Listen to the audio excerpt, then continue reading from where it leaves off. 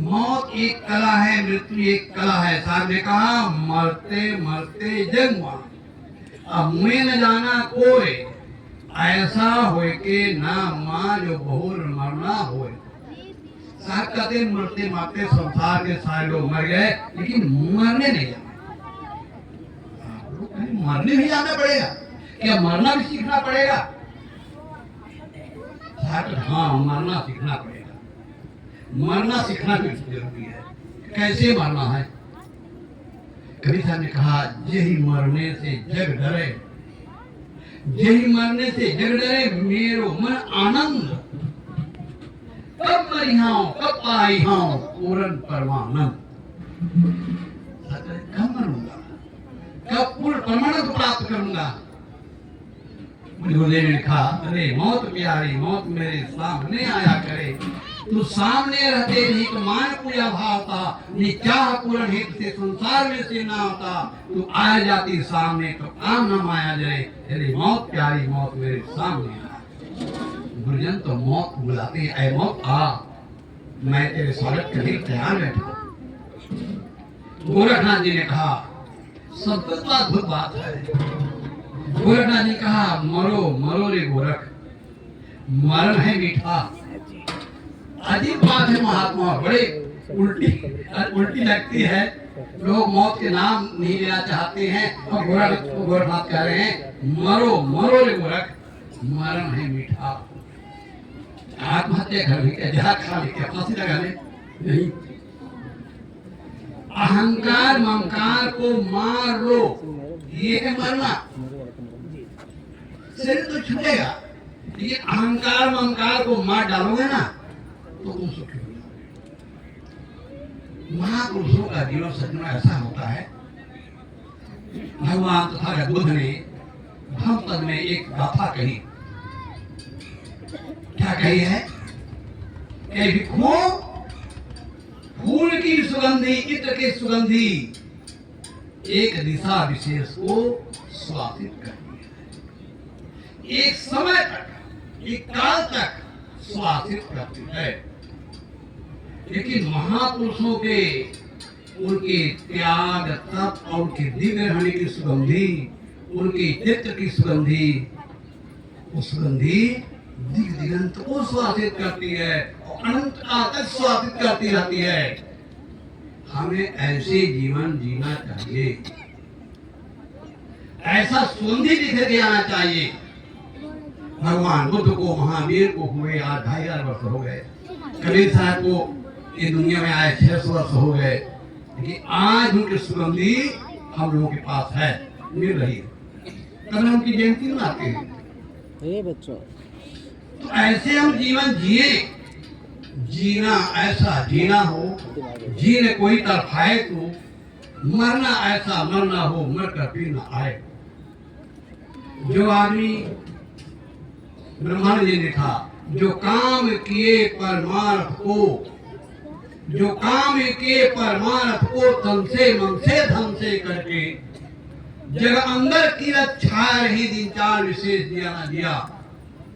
महापुरुषों की कैसे होता है? जैसे मोमबत्ती, मोमबत्ती तिल तिल गल करके जल करके लोगों को प्रकाश देती है। ऐसे हम अपने जीवन में ऐसा काम करें, हमारे द्वारा लोगों को प्रकाश मिले, लाइट मिले, प्रेरणा मिले, एक सुंदर आदर्श मिले, ऐसा जीवन जिए। ऐसे जीवन जीना ही जीने की कला है। हम सब वेटिंग लिस्ट में खड़े हैं। गाड़ी जब टिकट देते हैं ना, कोई कोई कंफर्म टिकट होती है और कोई कोई वेटिंग में, कभी कभी धीरे धीरे वेटिंग कम होते होते कंफर्म हो जाते हैं। ऐसे हम लोग वेटिंग लिस्ट में खड़े हुए हैं। कब हमारे वेटिंग कंफर्म हो जाए और घूमने जाना हो जाए। एक बात और आप देखे होंगे कि जब आप यात्रा करते हैं ट्रेन से या बस से, जब आपका स्टॉप आने लगता है, स्टेशन आने लगता है, तो आप तैयार हो जाते हैं। सामान इधर उधर खड़ा हुआ है, वो सब समेट करके और यहाँ तक दरवाजे पास में आ जाते हैं। और जैसे गाड़ी रुकती है आप फट कर जाते हैं। ऐसे ही ये दुनिया से जाने के लिए भी हमें तैयारी करना चाहिए और जो ऐसे तारी करके जाता है ना, उसके जीवन में दुख नहीं। ये जीवन जीने का कला। ये संसार कहता है यहाँ मोह करके आदमी सुखी रह सकता है। कहानी सुना दूं? एक राजा था,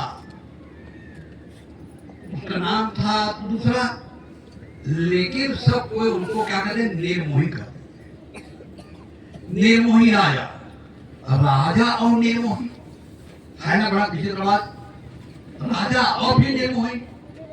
एक दिन के बाद निर्मोही राजा का राजकुमार जंगल में सैर करने गया था। जंगल भटक गया, साथी बिछुड़ गए, वो अकेला रह गया। भटकते भटकते एक आश्रम में पहुंचा। संत रहते थे। संत ने पूछा, तुम कौन हो, कहाँ के रहने वाले हो, क्या नाम है? अपना नाम बताया। मैं अमुक नगर के निर्मोही राजा का पुत्र हूँ। महात्मा ने कहा, राजा और निर्मोही? राजा होगा तो निर्मोही नहीं होगा, और निर्मोही होगा तो राजा नहीं होगा। राजकुमार ने कहा, महात्मा मेरे पिता केवल नाम के निर्मोही नहीं है, यथार्थ में निर्मोही, यथा नाम तथा गुण है। महात्मा ने कहा, असंभव तो नहीं है, लेकिन बड़ा कठिन है। मैं परीक्षा लूंगा। कहे, ठीक है, आप परीक्षा ले आइए। जब तक आप परीक्षा लेकर लौटते हैं तो मैं आपके आश्रम में रहूंगा। महात्मा जो है चल दिए, बताए एड्रेस के अनुसार पहुंचे राजमहल में। सबसे पहले मिल गई राजकुमार के दासी। महात्मा ने उसको बताया, तू सुन चेरी बात, तू सुन चेरी श्याम की बात सुनाओ तो ही, कुमार विनसो सिंह ने असल पड़ो है मोही। महात्मा ने कहा, ए राजकुमार की चेरी, ये बात सुन, तेरे राजकुमार को जंगल में सिंह ने मार डाला है, मेरा आश्रम पड़ा हुआ है, जाकर सूचना राज दे दे। तो चेरी क्या कहती है, ना मैं चेरी श्याम की, ना कोई मेरा श्याम, पर आप नहीं बस मेरे यहाँ सुनो इसी। चेरी कहती है कि महाराज मैं कोई किसी के अरे चेरी नहीं, कोई मेरा स्वामी नहीं, मालिक नहीं, ये तो प्राप्त क्या मैं नौकरी कर ली। महात्मा सोचे ये तुम्हारी दासी, इसको क्या दुख दर्द है। आगे बढ़ा तो राजकुमार की पत्नी मिल गई। उसे महात्मा ने कहा, तू सुन चातुर सुंदरी यवला यौवनवान, देवी वाहन धर्म लो तुमरो सिर भगवान। महात्मा ने कहा, ऐ अमले, तुम्हारे पति राजकुमार जंगल में सैर करने गया था, जंगल में उसको शेर ने मार डाला, मेरा आश्रम पड़ा हुआ है। राजकुमार की पत्नी ने कहा, तपिया पूर्व जन्म की क्या जानत है लोग, मिले कर्वस आन के अविध कीन वियोग। तपस्वी महात्मा, मेरे पूर्व जन्म की कौन सी ऐसी कमाई है, कौन जानता है? क्या घटना घटने वाली है, कब किसकी मौत आने वाली है, कब क्या होने वाला, कौन जानता है, कौन पढ़ पाया है? तो तपिया पूर्व जन्म की क्या जानत है लोग, मिले कर्वस आन के, कर्वसात। राजकुमार मेरी शादी हो गई, मैं भोगन के यहाँ आई, मेरे कर्वस आन के, अब मेरे टेढ़े कर्मों ने, मेरे दुर्भाग्य ने राजकुमार से वियोग करा दिया। अब इसमें शोक करने क्या बात है? महात्मा सोचे कि ये भी पारायण घर से आई है, एक को क्या दर्द है। आगे बढ़ा तो राजकुमार की माँ मिल गई। आप सोचे कि माँ है। महात्मा ने कहा, रानी तुमको विपत्ति सुख खायो मृगराज, हमने भोजन ना क्यों किसी मृतक के काल। ऐ रानी, तुम्हारे पर दुख का पहाड़ टूट पड़ा। रानी तुमको विपत्ति सुख खाया मृगराज, तुम्हारे पुत्र को मृगराज शेर ने खा लिया। सुख खाया मृगराज, हमने भोजन ना क्यों, राजकुमार मृत्यु हो जाने के कारण मैं भी भोजन नहीं किया, हमने भोजन ना क्यों किसी मृतक के काल। रानी क्या, एक वृक्ष डाली घनी, पंछी बैठे आए, निसी होते प्रभात थी, उड़ उड़ क्यों निभाए। ऐ महात्मा, जैसे कोई एक बरगद का पेड़ है या पीपल का पेड़ है, शाम होने के समय संध्या से तमाम पक्षी जो है आकर वहां अपना बसेरा ले लेते हैं। असुआ होता है, सब उड़ के जहां उनको जाना हम चले जाते हैं। निश होते प्रभाती उड़ी उड़ी के उड़े जाते। ये गृहस्थी आश्रम भी एक बरगद का पेड़ है, इसमें अनेक कुटुंबी कर्मों साथ आकर के कोई किसी के पुत्र है, पिता है, माँ है, बहन है, पति है, पत्नी है, एक कुटुंबी सभी इकट्ठे हो गए। अब जिसका प्रारब्ध पूरा होता है क्या देता है वहां का प्राप्त। जिस माँ ने 9 महीना गर्भ में धारण किया इस बालक को, बड़े कष्ट से पैदा किया, वो माँ इतनी निर्मोही होगी मैंने सोचा नहीं था। फिर भी महात्मा हिम्मत नहीं हारते हैं, राजमहल में राजा पास पहुंचते हैं और राजा से कहते हैं राजन मुख से गुरु कहो पल पल जात घड़ी घड़ी सुख खायो में राज ने मेरे पास पड़ी। ऐ राजन मुख से गुरु गुरु कहो, भगवान का नाम लो। राजा मुख से गुरु कहो पल पल जात घड़ी, पल पल घड़ी घड़ी छीन छीन करके ये समय बीता जा रहा है, अनमोल समय। पल पल जात घड़ी संदेशा ये है कि जंगल में शेर ने आपके राजकुमार को मार डाला है। सुध खायो मेरे राज ने, वो मेरे आश्रम में पड़ा है। और राजा क्या कहते हैं, तपिया तब क्यों छाया, तपिया तब क्यों छाया, यहाँ पलक नहीं सो, भाषा जगत सराय है सभी मुसाफिर। राजा कहते हैं कि ऐ तपस्वी महात्मा, अपनी साधना तपस्या त्याग वैराग छोड़ करके इस स्वप्न कथा कहने के लिए क्यों आ गए। तपिया तब क्यों छाया, यहाँ पलक नहीं सो, ये पलक गिरता है, यहाँ पलक नहीं सो के पलक गिरता है, उतना समय किसी को सो नहीं जाता है। मासा जगत सराय है, ये संसार क्या है, ये सराय है। सराय जब जाते हैं, कोई आ रहा है, कोई जा रहा है, कहीं बैठते हैं, कहीं मित्रता हो जाती है और कभी कभी बहुत प्रेम हो जाता है, लेकिन जब उसका गाड़ी आती है वो क्या देता है, फिर आग तरफ देखता तक नहीं है। ऐसे संसार है। तो इस कहानी से ये हमें प्रेरणा लेना है, ऐसे ही संसार के रवैया चली आ रही है और इसमें शोक करने की बात नहीं है, बल्कि उनके जीवन दर्शन से, हमारे संपत राम जी जो उन्होंने आदर्श बताया है, संत सेवा का, भक्ति का, ज्ञान मार्ग का, पालक का जो उन्होंने बीज बोया है, उस बीज को पुष्पित पल्लवित कर उस सींचे जहां तक वो कारवा लाया है, और उससे वो कारवा को पीछे न जाने दे, आगे।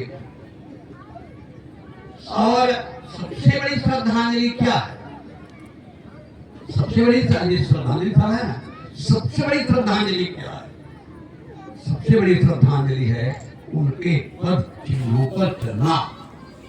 जो उन्होंने सीख लिया है, जो संदेश दिया है, पूजा कर लेना अलग बात है, माल्यार्पण करना अलग बात है, जयकारा कर लेना अलग बात है, लेकिन असली श्रद्धांजलि है उनके पद चिन्हों पर चलना। और जैसे माता जी है, माता जी की इतनी सेवा करो, कष्ट होता है, घर में कोई प्राणी नहीं रहते हैं, उसके वियोग का कष्ट होता है, कि फिर भी अपने तरफ से ऐसा प्रयास करो, ऐसी सेवा करो माता जी के कि उनके दुख घटे।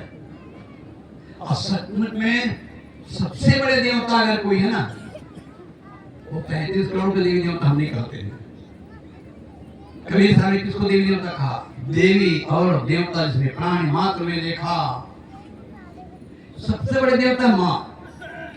माँ ने हमें 9 महीने गर्भ धारण किया, और गर्भावस्था माताओं कितनी परेशानी होती, उठने बैठने चलने फिरने, और प्रसव के समय जो पीड़ा होती तो वही जानती है। फिर इसके बाद वो बच्चे को लालन पालन करने में कितना कष्ट उठाना पड़ता है। हम अपने शरीर की चमड़ी निकाल करके माता पिता के पैर की जूती बना के पहना दे तो भी उनके ऋण से पूरी नहीं हो सकती। कितना बड़ा उपकार है।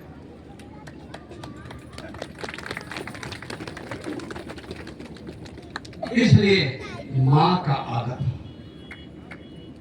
ये हम तो कविपंथी कह रहे हैं। रामायण में गोस्वामी ने लिखा, प्रातः काल उठ के रघुनाथा, मात पिता गुरु नाम ही माता।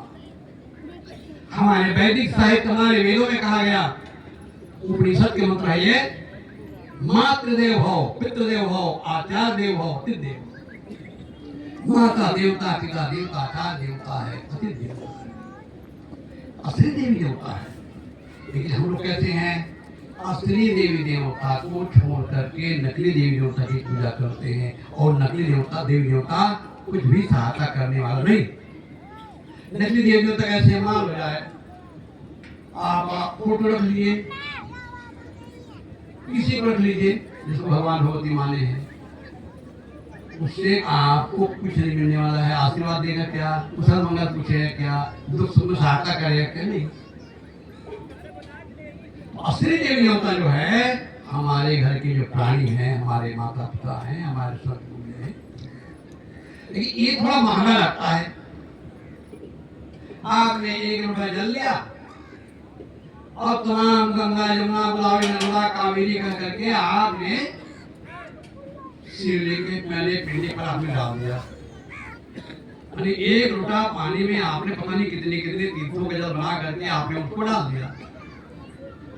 लेकिन अगर माता जी को स्नान कराना है, पिताजी को स्नान कराना है, तब क्या होगा, बाल्टी बाल्टी पानी खींचना पड़ेगा, कपड़ा धोना पड़ेगा। महंगा है कि नहीं है। हम एक लोटा नहा दिए और यहाँ जो है पानी खींचना पड़ेगा, कपड़ा धोना पड़ेगा।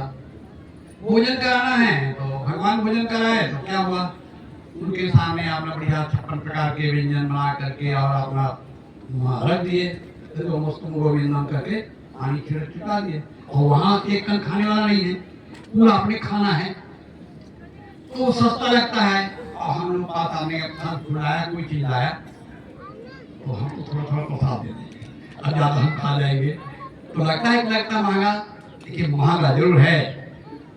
कहावत है, सस्ता रोए बार बार और महंगा रोए एक बार।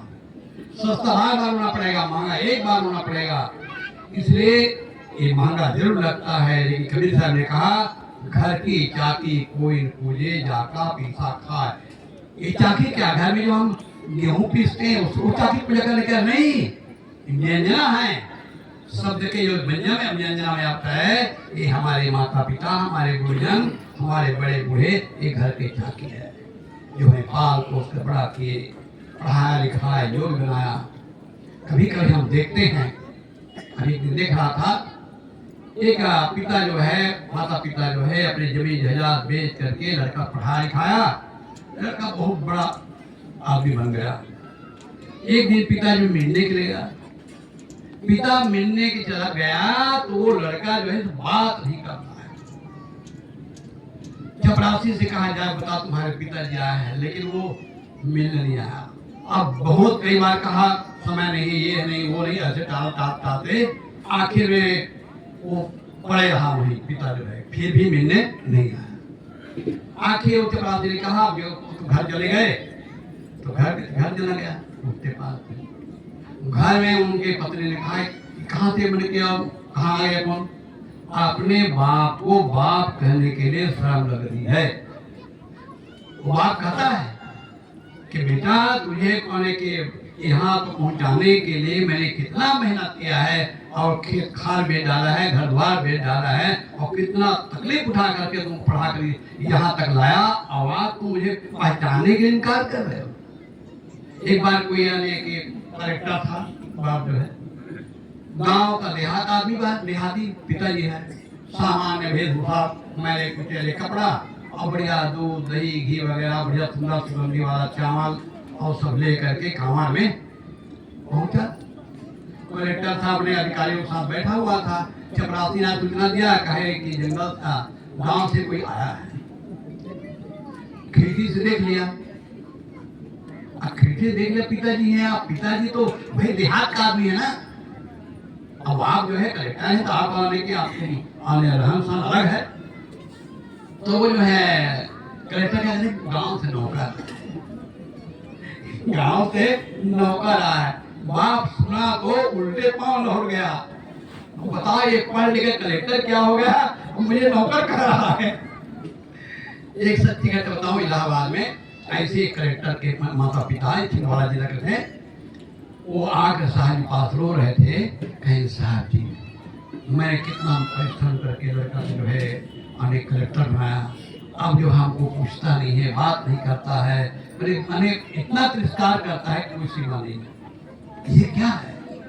वृद्धाश्रम आज खुला हुआ है, क्या कहते हैं, हम दो हमारे दो, हम माँ बाप वृद्धाश्रम दो। वृद्धाश्रम देश के कलंक है। जिस देश में माता पिता का आदर करने की बात कही गई, वो उनके संतान जो, अच्छा गरीब लोगों के माता पिता बड़ा वृद्धाश्रम नहीं मिलेंगे, वो जो धनी वाले लोग हैं, बड़े पढ़े लिखे लोग हैं, अच्छे तनख्वाह वाले हैं, उसके माँ बाप वृद्धाश्रम। तो माता पिता आदर और सम्मान। एक बात और ध्यान रखने की बात है, हम जो बोएंगे वो काटेंगे। अगर हम अपने माता पिता की सेवा कर रहे हैं, अपने सास ससुर की सेवा कर रहे हैं, अपने परिजनों की सेवा कर रहे हैं, वो क्या हो, वो हमें मिलेगा। अरे माता पिता के सेवा करने से 3 पीढ़ी का कल्याण होता है। 3 पीढ़ी कैसे कल्याण होता है? जिनके सेवा हो रही है, उनको लगता है कि मेरे बेटा बहू मेरे नाती नतला मेरे सेवा कर रहे हैं, उनका मन प्रसन्न होता है, वो चार्ज नहीं किएगा क्योंकि मन प्रसन्न है। और जो सेवा कर रहे हैं उनका मन प्रसन्न हो रहा है। बड़े बड़े यज्ञ जप तप पूजा पाठ करने से मन को मन नहीं होता, वो सेवा करने से। महाराज कृष्ण ने गीता में कहा, तद्विधि बड़ी बात है सेवया उपदक्षंत ते ज्ञानम ज्ञातदर्शिना। ऐ अर्जुन, विवेकवान बोधवान रहनी संपन्न संतों के शरण में जा। और कैसे जा? विनय भाव में। संतों के सत्संग में आएगा, अहंकार लेकर आए कुछ नहीं पाएंगे। यहाँ विनम्र होकर के खाली होकर के आएंगे तो कुछ पाएंगे। बड़ी बात है प्रश्न सेवा, सेवा करके और अपने आत्म कल्याण के प्रश्न करो, फिर वो ज्ञानी जन तुम्हें वो ज्ञान को उपदेश करेंगे। इस ज्ञान को प्राप्त करके भाव मुक्त हो जाएगा। इसलिए सेवा करने से अंतःकरण शुद्ध होता है। तो जो सेवा कर उसका अंतःकरण शुद्ध हो रहा है। और उसके नन्हे मुन्ने बच्चे देख रहे हैं, ऊपर कैसा प्रभाव पड़ रहा है, वो बच्चे सीख रहे हैं। ये मत समझो कि छोटे बच्चे क्या जानते हैं, क्या जानते नहीं। ये बच्चे आपके एक एक क्रियाकलाप से सीख रहे हैं। आप जो प्रैक्टिकल जो उपदेश करते हैं मौखिक रूप में, वो उसका प्रभाव नहीं पड़ता है, बच्चे आपको देख कर सीखते हैं। तो जब आप माता पिता की सेवा कर रहे हैं, उसको देख कर बच्चे का संस्कार होता है, और फिर वो आगे चल करके अपने माता पिता से। एक चुटकुला सुनाऊं। एक दिन एक पिता ने अपने 6 साल के बच्चे को समझाया कि देखो बेटा, सवेरे सोकर उठ करके माता पिता को प्रणाम करो। और माता पिता को सवेरे सोकर उठ के प्रणाम करते होंगे। 4 चीज बढ़ते हैं। कौन कौन 4 चीज बढ़ते हैं? आयुर्विद्या यशो बलम। बच्चा मान नहीं रहा था, लेकिन अनेक उदाहरण दे समझाया। किसी प्रकार बच्चा मान गया तो हमारा बेटा बिल्कुल भगवान राम जैसे सवेरे सोकर उठता है, प्रणाम करता है। 8 दिन तो बिना नागा किए वो बच्चे ने माता पिता का पैर छुआ। 9वें दिन बच्चे ने बगावत कर दिया। 9वें दिन पैर नहीं छुआ। पिता ने कहा क्यों नहीं? रोज पैर छूते थे, आज क्या वो पैर नहीं छू रहे, प्रणाम नहीं कर रहे हो? 6 साल के बच्चा उसका उत्तर सुनिए, बड़े मजेदार है। और 6 साल का बच्चा क्या कहता है? पापा हमें कहते हैं कि माता पिता के पैर छूना चाहिए, और आपके माता पिता हैं, हमारे दादा दादा हैं, कभी मैं देखा नहीं भूल कर कभी आपने पैर छुआ हो।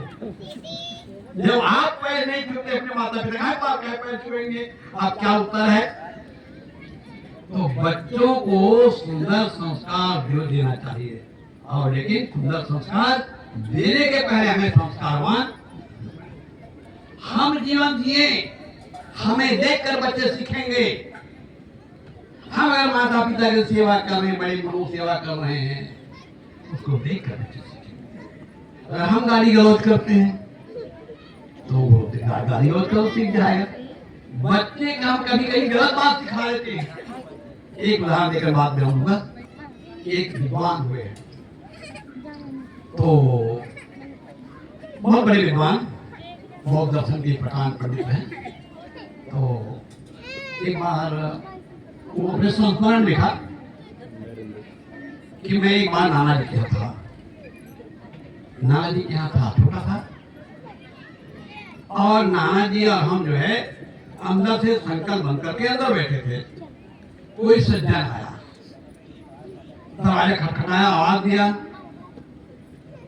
तो नाना तो सुन लिए। तो इनसे कहा, बेटा जाकर कह दो नाना जी घर में नहीं।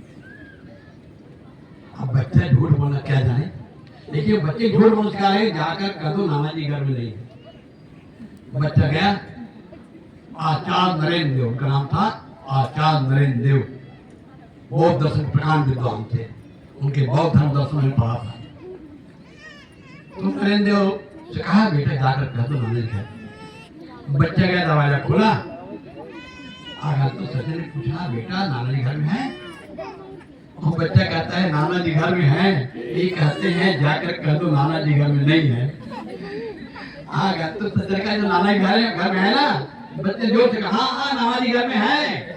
ये कहते हैं जाकर कह दो नाना जी घर में नहीं। नाना जी गए, बहुत लज्जित हुए, मिले। हम जो है अपने नादानी में बच्चों को झूठ बोलना सिखा देते हैं।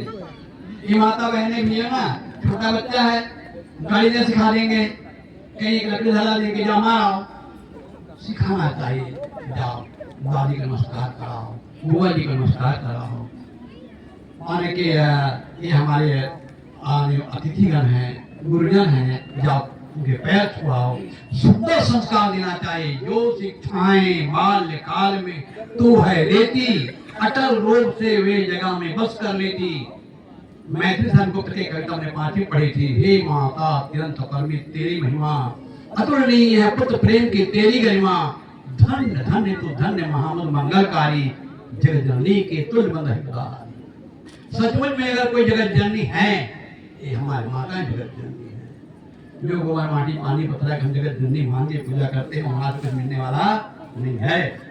ये जगत जननी का आदर होना चाहिए, ये जगत पिता का आदर होना चाहिए। जिस घर में माता पिता का आदर होते हैं, गुरुजनों का आदर होते हैं, गोस्वामी लिखते हैं, 4 पदार्थ कर्तव्य वाक्य और गुरु पितमात राम। इस प्रकार से माता पिता बड़े बड़े बूढ़े गुरुजनों का आदर। घर को स्वर्ग बनाओ। मरने के बाद स्वर्ग बात हमारे कभी सर नहीं कहा है। घर को स्वर्ग बनाओ, घर में रहने वाले परिजनों को देवी देवता समझो, भगवान होती समझो। माताएं भोजन बना रही हैं, उनके मन एक भावना होनी चाहिए कि मैं केवल भोजन नहीं बना रही हूँ, मैं भगवान भोग नैवेद्य तैयार कर रही हूँ। इस प्रकार कोई भावना माताएं भोजन बनाती है, भोजन पूजा हो जाती है। कभी सन कहा, जो कुछ करो सो पूजा। इस प्रकार सुंदर जीवन जिए, आडंबर और पाखंड से दूर रहें, भ्रांतियों से दूर रहें, मानवता को धारण करें, किसी प्रकार के भेदभाव छुआछूत से दूर रहें, सबके साथ सुंदर व्यवहार करें और इसी जीवन में आनंद प्राप्त करें, सुख प्राप्त करें, शांति प्राप्त करें। ये कबीर साहब का संदेश है। हमारे भक्त श्री सोमभद्रा जी की स्मृति में, पुण्यतिथि में उनके परिजनों ने ये सुंदर कार्यक्रम रखा। मैं उन भाइयों को बहुत बहुत साधुवाद देता हूँ कि इस सुंदर सत्संग का आयोजन करके एक प्रेरणा का काम किए हैं। और ऐसे ही जो यहाँ पर जो आए हैं ना, ये प्रेरणा लेकर जाएं और घर में सुंदर वातावरण का निर्माण करें, अपना स्वयं संस्कारवान बने, बच्चों को सुंदर संस्कार दें।